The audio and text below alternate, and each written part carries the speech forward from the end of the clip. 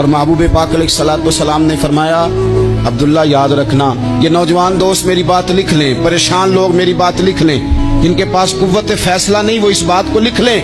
हजरत अब्दुल्ला इब्ने अब्बास फरमाते हैं, मेरे नबी पाक अलैहिस्सलाम ने मुझसे फरमाया था, अब्दुल्ला सुन, अगर सारी दुनिया मिल के तेरा कोई नफा करना चाहे, कर नहीं सकती जब तक मेरे रब की रजा ना हो। और फरमाया सारी दुनिया मिल के तेरा कुछ बिगाड़ना चाहे तो अब्दुल्ला बिगाड़ नहीं सकती जब तक रब करीम की हिकमत का तकाजा ना हो। लोगों से डरना, लोगों की तरफ देखना, माहौल देख के अपने राह का तयन करना, हर बंदे के ख्यालात के मुताबिक ढलने की कोशिश करना, फलाना ना नाराज हो जाए, फलाना ना नाराज हो जाए, वो जिसने होना हो जाए, बस रब रसूल नाराज ना हो। अपनी जिंदगी में अपने मालिक को मौला जान के, बलिल्लाहु मौलाकुम, अल्लाह तुम्हारा मौला है, वहुवा खैरुन नासिरीन।